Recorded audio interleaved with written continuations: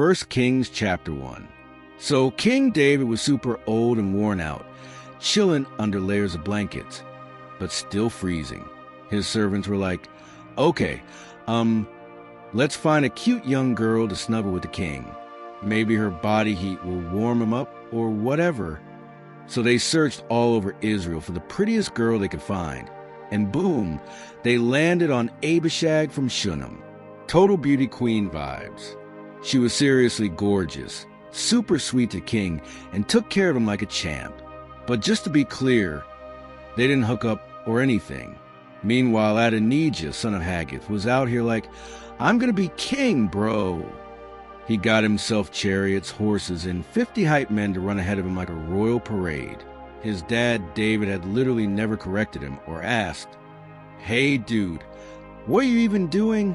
And yeah, Adonijah was easy on the eyes, total poster boy. And just FYI, he came after Absalom. Adonijah teamed up with Joab, yep, that Joab, son of Zeruiah, and Abiathar the priest. These two totally backed his kingly glow-up. But on the flip side, Zadok the priest, Benaiah, son of Jehoiada, Nathan the prophet, and some of David's most elite warriors were like, hard pass. They did not support Adonijah. So Adonijah threw this fancy barbecue/coronation bash near the stone of Zoheleth by Enrogel.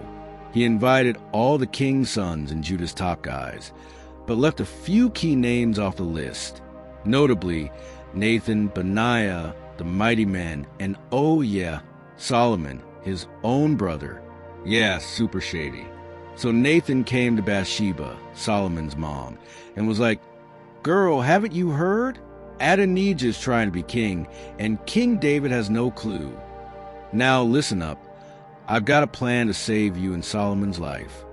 Go talk to King David, and remind him, didn't you swear that Solomon would totally be king after you and sit on your throne? So why is Adonijah already acting like he owns the place? While you're talking to him, I'll come in right after and back you up. Like, double confirmation mode. So Bathsheba went into the king's private suite. David was super old, barely hanging on, and Abishag the Shunammite was still taking care of him. Bathsheba bowed and paid serious respect. And the king was like, what's up? What do you need? She said, my lord, you made a sacred pinky promise, for real, by the Lord your God, that my son Solomon will be king after you and rock the throne. But now Adonijah is out here declaring himself king, and you, my lord, have no clue what's even happening. He threw this massive party, slaying oxen, fancy cattle, and so many sheep, and invited all your sons, Abiathar the priest and Joab the army boss. But guess what? Solomon, your loyal servant? Yeah, he didn't make the guest list. And honestly, the whole country is looking at you right now, waiting for you to make a big announcement, like, who's actually going to be the next king? If you don't, once you pass on and rest with your ancestors, Solomon and I are going to be treated like total outlaws. While she was still talking, Nathan the prophet walked in like clockwork, and someone told the king, hey? Nathan the prophet just rolled in. He came in, face to the ground, full prophet mode reverence. Nathan said, my lord the king, quick question. Did you actually say Adonijah is going to be the next king and sit on your throne? Because today he's been throwing this feast, BBCing everything. Invited all the king's sons, Joab the commander and Abiathar the priest. They're literally partying right now and chanting, long live King Adonijah. But here's the thing, me, Zadok the priest, Benaiah son of Jehoiada, and your boy Solomon, total snub. We weren't invited. So like, did you authorize this? Or were we just left off the email? Who's the actual heir, your majesty? Then King David, rising up with that royal grit, said, call Bathsheba back in here. So she came in and stood before him again. The king made this epic oath. As the Lord lives, the one who totally saved me from all my messes, just like I swore to you before by the God of Israel, saying Solomon will reign after me and sit on my throne, That's exactly what's going down. Like today, no delays. Bathsheba fell to her knees, face to the floor, full-on reverence, and said, "Let my lord King David live forever." Then King David called out, "Bring me Zadok the priest, Nathan the prophet, and Benaiah son of Jehoiada." And they came in, ready for royal orders.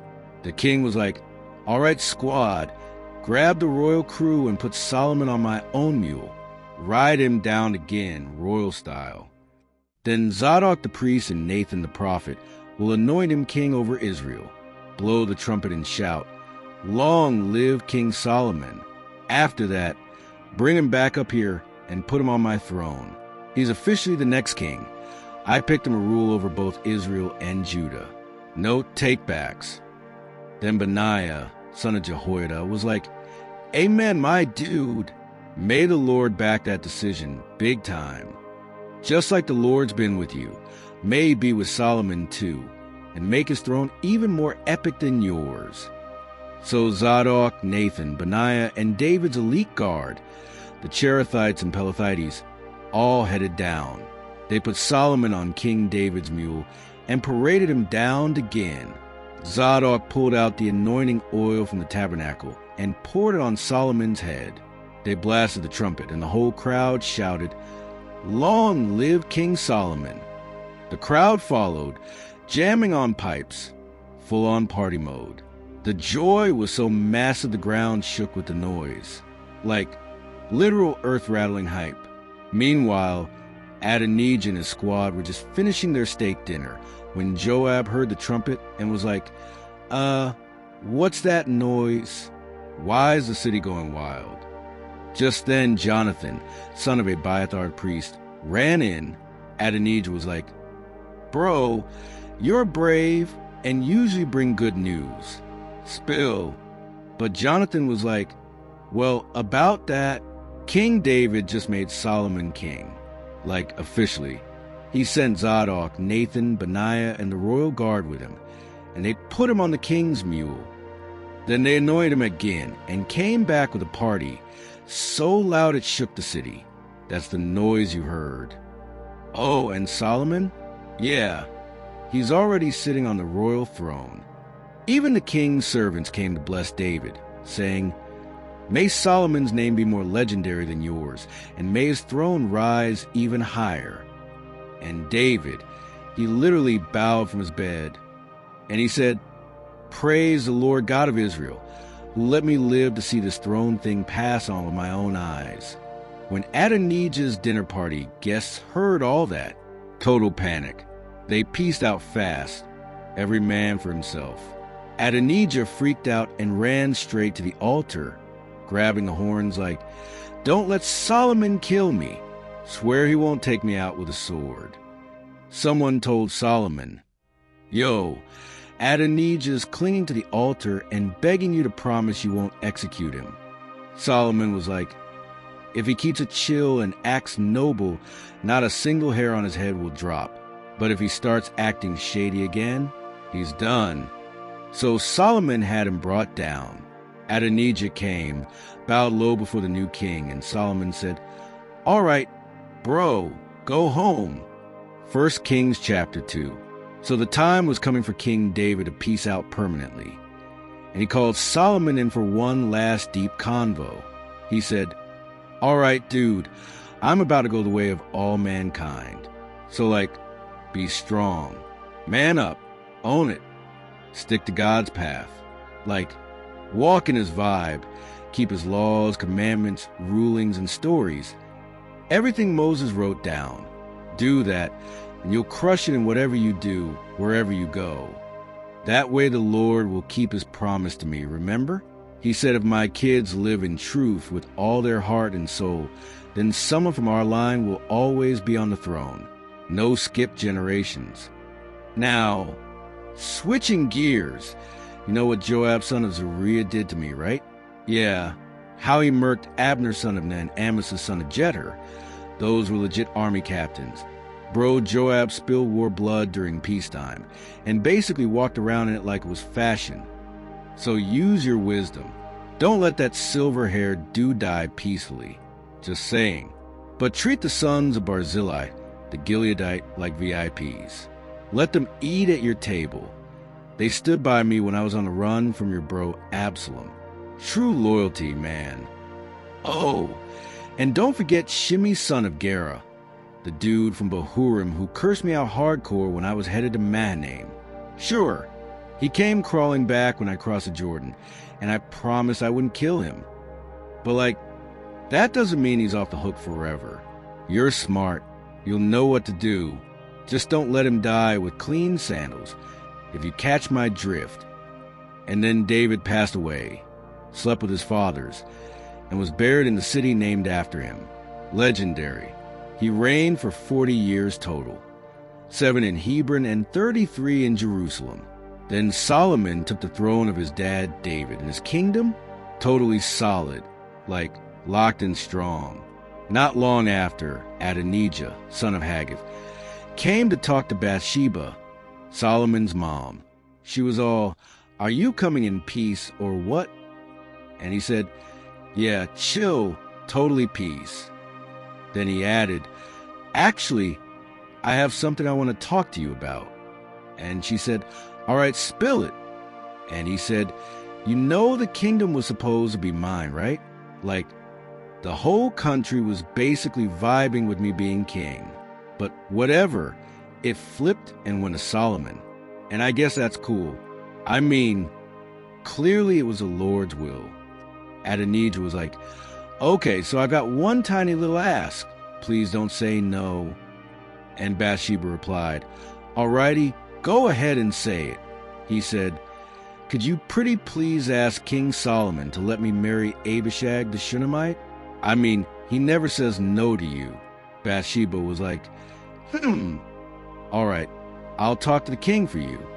So she rolled up to King Solomon, and he stood up to greet her, bowed to her like a total gentleman, sat down on his throne, and even had a fancy chair set up for his mom at his right hand. Royal respect. She said, "Okay, sweetie, I have just one small favor to ask. Please don't turn me down." And the king said, "Ask away, Mom. I won't say no." She said, "So, can you let your brother Adonijah marry Abishag the Shunammite?" And Solomon was like, "Wait, seriously? Why not just ask me to hand him the whole kingdom while you're at it? He's my older bro. Should I throw in Joab and Abiathar too?" Then Solomon made this intense vow. "May God do the same to me, and worse if Adonijah didn't just ask for his own death by saying that. As surely as the Lord lives, the one who gave me the throne and built me a royal legacy, Adonijah's dying today, like he's done." So King Solomon sent Benaiah son of Jehoiada to take him out, and boom, Adonijah was gone. Then Solomon told Abiathar the priest, "Go back to your hometown, dude. Honestly, you deserve death, but I'm letting you live, 'cause you carried the ark of my dad and went through a lot with him." Still, Solomon officially fired Abiathar from being priest of the Lord, fulfilling that old-school prophecy about Eli's house getting the boot. Meanwhile, Joab heard all this and was like, oh, even though he didn't back Absalom, he had backed Adonijah. So he bolted to the tabernacle and grabbed the altar horns in a panic. Solomon got word. Joab's clinging to the altar again, hiding in the tabernacle. So he told Benaiah, "Go finish the job." Benaiah showed up and said, "The king says come out." But Joab was like, "No way, I'll die right here." Benaiah went back and reported, "Joab won't come out. He said he wants to die there." Solomon replied, "Then do it, end him and bury him, so my dad's house isn't haunted by the blood Joab spilled." The Lord is bringing Joab's own blood back on his head, 'cause he murdered 2 innocent men, Abner son of Ner and Amasa son of Jether, both better men than he was. My dad had no idea. So that blood's on Joab and his whole fam forever. But my dad, his line, his house, and this throne, yeah, we get eternal peace from the Lord. So Benaiah did the deed, took Joab out, and buried him in his own yard in the wilderness. Justice delivered. Solomon gave Benaiah Joab's job as army chief and made Zadok priest in Abiathar's place. New era, fresh team. Then the king sent for Shimei and said, "Here's the deal. Build yourself a house in Jerusalem. Stay put and don't leave the city, like not even for a weekend getaway." "So listen up," Solomon said. "The moment you step outside and cross the Kidron Brook, it's game over. You'll totally die. And honestly, that's on you. Bro, blood's on your own head." And Shimei was like, "Sounds fair, my dude. Whatever you say, I'll stick to it." So he stayed in Jerusalem, totally chill for a while. But after 3 years, 2 of Shimei's servants bailed and ran off to Achish, the king of Gath. Someone told Shimei, "Yo, your guys are hiding out in Gath." So Shimei saddled up his donkey, cruised all the way to Gath to get his runaway servants. And yep, he brought them back. Word got back to Solomon that Shimei had taken a little road trip outside Jerusalem to Gath and came back. Not cool. So the king summoned Shimei and said, "Dude, didn't I make you swear by the Lord? Didn't I warn you that the day you step out of bounds, you're toast? And didn't you tell me, 'Yeah, bro, sounds good'? So why did you blow off the Lord's oath and ignore the command I laid down?" Then Solomon hit him with the truth bomb. "You know, all the shady stuff you pulled against my dad, King David. Your heart's been holding that drama forever. So now the Lord's flipping your wickedness back on your own head. Meanwhile, I'll be chilling in blessings in the throne of David? Yeah, it's gonna stay solid forever before the Lord." Then the king gave Benaiah the signal. "Handle it." So Benaiah rolled out and struck down Shimei. Done. And with that, Solomon's kingdom was officially totally established. 1 Kings chapter 3. So Solomon totally made alliance with Pharaoh, king of Egypt, and married his daughter. He moved her into the city of David while he was still building his palace, the Lord's house, and wrapping up the Jerusalem Wall Reno project. But the people were still sacrificing on the high hills and stuff, because there wasn't a temple built yet to the Lord's name back then. Solomon, major fanboy of the Lord, walked in the footsteps of his dad David, spiritually solid. But yeah, he still offered sacrifices and incense on the high places. One day, the king went to Gibeon, that was the ultimate worship hotspot, and there he offered 1,000 burnt offerings. No joke, straight up fire for God. That night in Gibeon, the Lord slid into Solomon's dream and was like, "Ask me anything, and I'll totally give it to you." And Solomon said, "You've been super gracious to your servant David, my dad. He walked in truth, did the right thing, and had a heart that vibed with you. And you showed him major kindness, like giving him a son to take his throne. That's me now, BTW. But Lord my God, you made me king instead of my dad, and honestly, I'm like a little kid. I don't know what I'm doing half the time. And now I'm leading your chosen people. They're massive. Too many to count. Straight up sea of faces. So, here's what I'm asking. Give me a heart that totally gets it. Help me judge your people right. And know the difference between good and bad. 'Cause who else could handle leading this totally huge, awesome crowd?" God was totally stoked with Solomon's vibe. That ask? 10 out of 10. And God said, "You didn't ask for long life, or for loads of cash, or for the downfall of your enemies. Nope, you asked for wisdom to judge right. So guess what? I'm doing it. I'm giving you a wise and understanding heart like no one's ever had before, and no one ever will after. You're in your own league, dude. And just because I'm feeling generous, I'm throwing what you didn't even ask for, cash, clout, and mad honor. No other king will compare to you during your entire reign.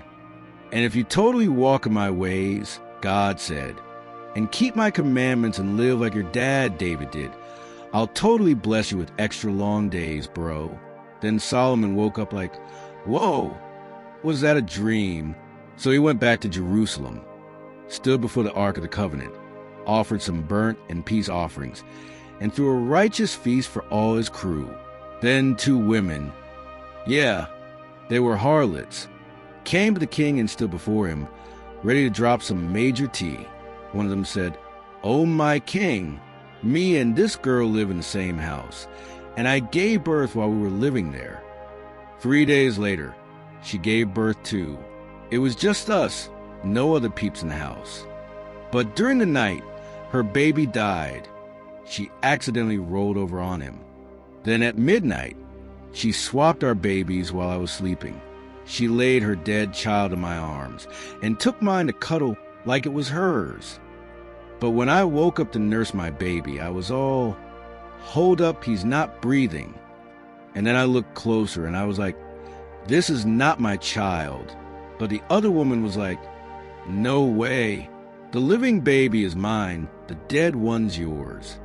And the first one clapped back, 'Nope. The dead baby is yours. The living one is mine.' And so they argued in front of the king. Major drama. Then Solomon said, 'Okay, so one of you says, "This is my baby," and the other's like, "Nah, this is mine." Got it." And the king said, "Bring me a sword." And someone totally did. "All right," Solomon said, "cut the living baby in half. Give 1/2 to each of them." Then the real mom, her heart just melted for her baby, and she cried out, "Please, my king, just give her the baby. Don't kill him." But the other woman was like, "Whatever. If I can't have him, neither of us will. Chop him." Then the king said, "Nah, give the living child to the one who said not to kill him. She's the real mom, no doubt." When everyone in Israel heard about this wild decision, they were totally shook. They respected Solomon big time. 'Cause clearly, the wisdom of God was flowing through him like, whoa. 1 Kings chapter 3. So Solomon totally made alliance with Pharaoh, king of Egypt, and married his daughter. He moved her into the city of David while he was still building his palace, the Lord's house, and wrapping up the Jerusalem Wall Reno project. But the people were still sacrificing on the high hills and stuff, 'cause there wasn't a temple built yet to the Lord's name back then. Solomon, major fanboy of the Lord, walked in the footsteps of his dad David, like spiritually solid. But yeah, he still offered sacrifices and incense on the high places. One day, the king went to Gibeon, that was the ultimate worship hotspot, and there he offered 1,000 burnt offerings. No joke, straight up fire for God. That night in Gibeon, the Lord slid into Solomon's dream and was like, "Ask me anything, and I'll totally give it to you." And Solomon said, "You've been super gracious to your servant David, my dad. He walked in truth, did the right thing, and had a heart that vibed with you. And you showed him major kindness, like giving him a son to take his throne. That's me now, BTW. But Lord my God, you made me king instead of my dad, and honestly, I'm like a little kid. I don't know what I'm doing half the time. And now I'm leading your chosen people. They're massive. Too many to count. Straight up sea of faces. So, here's what I'm asking. Give me a heart that totally gets it. Like, help me judge your people right. And know the difference between good and bad. 'Cause who else could handle leading this totally huge, awesome crowd?" God was totally stoked with Solomon's vibe. That ask, 10 out of 10. And God said, "You didn't ask for long life, or for loads of cash, or for the downfall of your enemies. Nope, you asked for wisdom to judge right. So guess what? I'm doing it. I'm giving you a wise and understanding heart like no one's ever had before, and no one ever will after. You're in your own league, dude. And just because I'm feeling generous, I'm throwing what you didn't even ask for, cash, clout, and mad honor. No other king will compare to you during your entire reign. And if you totally walk in my ways," God said, "and keep my commandments and live like your dad David did, I'll totally bless you with extra long days, bro." Then Solomon woke up like, "Whoa, was that a dream? So he went back to Jerusalem, stood before the Ark of the Covenant, offered some burnt and peace offerings, and threw a righteous feast for all his crew. Then 2 women, they were harlots, came to the king and stood before him, ready to drop some major tea. One of them said, "Oh, my king, me and this girl live in the same house, and I gave birth while we were living there. 3 days later, she gave birth too. It was just us, no other peeps in the house. But during the night, her baby died. She accidentally rolled over on him. Then at midnight, she swapped our babies while I was sleeping. She laid her dead child in my arms and took mine to cuddle like it was hers. But when I woke up to nurse my baby, I was all, 'Hold up, he's not breathing.' And then I looked closer and I was like, 'This is not my child.' But the other woman was like, 'No way. The living baby is mine, the dead one's yours.' And the first one clapped back, 'Nope. The dead baby is yours. The living one is mine.' And so they argued in front of the king. Major drama. Then Solomon said, 'Okay, so one of you says, "This is my baby," and the other's like, "Nah, this is mine." Got it. And the king said, 'Bring me a sword.' And someone totally did. 'All right,' Solomon said, 'cut the living baby in half. Give 1/2 to each of them.' Then the real mom, her heart just melted for her baby, and she cried out, 'Please, my king, just give her the baby. Don't kill him.' But the other woman was like, 'Whatever.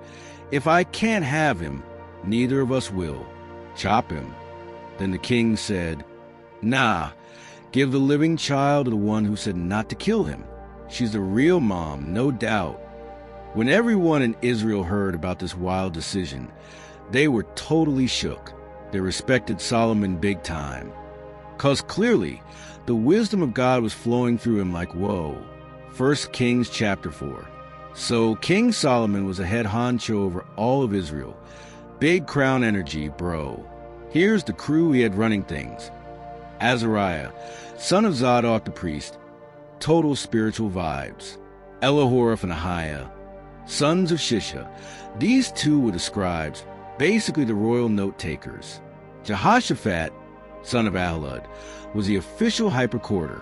Benaiah, son of Jehoiada, he was a commander of the army, total beast. And Zadok and Abiathar were holding down the priest duties. Azariah, another one, son of Nathan, managed all the officers. Zabud, also Nathan's kid, was Solomon's main guy, like top exec and BFF.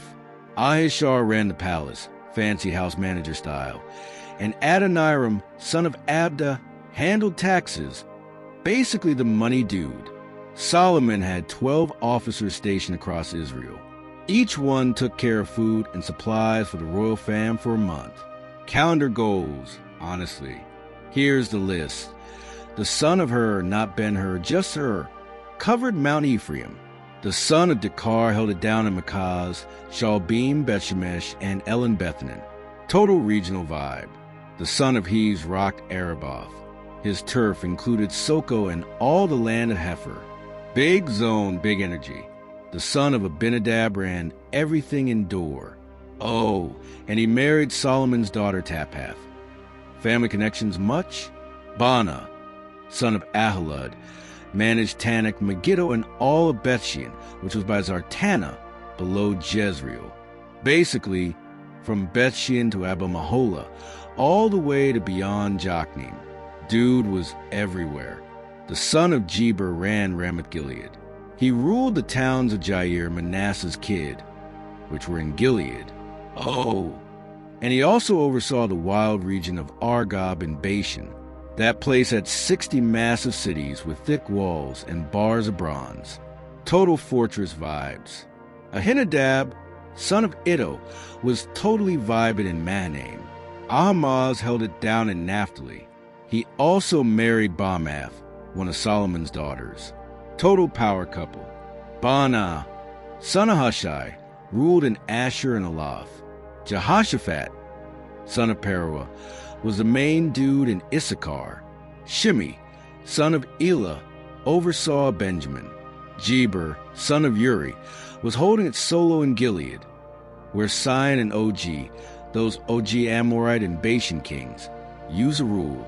He was the only officer in that whole rugged zone. Hardcore, Judah and Israel, like, whoa. So many people, like sand on the beach. They were eating, drinking, and just totally vibing with life. Solomon ruled the whole scene, from the river to the Philistines, all the way to Egypt's edge. Everybody brought him gifts and served him for life. Total boss. So Solomon's daily menu? We're talking 30 sacks of premium flour and 60 of regular meal. Add to that 10 fat oxen, 20 pasture oxen, 100 sheep, plus wild deer, gazelles, fallow deer, and deluxe roasted birds. Every single day. Solomon reigned all the way from Tifsa to Azza. Every king in that zone respected him, and things were chill on all sides. Judah and Israel lived safely under their grapevines and fig trees, from Dan to Beersheba, just sipping and smiling the whole time Solomon reigned. The guy had 40,000 horse stalls for his chariots and 12,000 riders. Horsepower for days. Each officer brought food for Solomon and his crew during their assigned month. Like, every need was totally covered. And yeah, they brought barley and straw for the horses and camels too. Right place, right time, no slacking. And God, he blessed Solomon with insane wisdom, next-level understanding, and a heart as massive as the beach itself. Solomon's smarts beat out everyone from the East and even Egypt. Brainwave king. He was wiser than all the top-tier dudes, like Ethan the Ezrahite, Heman Calcul, and Darda, sons of Mahal. His name was global. He dropped 3,000 proverbs and wrote 1,005 songs. Yeah, a whole wisdom mixtape. He talked trees, from majestic Lebanese cedars to tiny hyssops growing out of walls. And don't even get started on his animal facts. Birds, bugs, fish, you name it. People from everywhere came to hear Solomon spit wisdom. Even kings were like, whoa, this dude's on another level. 1 Kings chapter 5. So like Hiram, the king of Tyre, totally sent a squad to Solomon because he heard the new king got anointed and he was a mega fan of David. Solomon messaged Hiram saying, you totally know my dad, David, couldn't build a house for the Lord because he was fighting battles left and right. Total war zone vibes, until the Lord crushes enemies like sneakers on sand. But now it's totally chill. The Lord my God has given me peace everywhere. No drama, no enemies, no evil sneak attacks. So I'm super stoked to build a house in the name of the Lord my God, just like he told my dad. Your son will build me a place. Boom, here I am. So do me a solid. Have your guys cut me some of those legendary cedar trees from Lebanon. My crew will team up with your crew. I'll totally pay whatever you think is fair. I mean, come on, you know no one chops timber like the Sidonians. They're basically wood carving ninjas.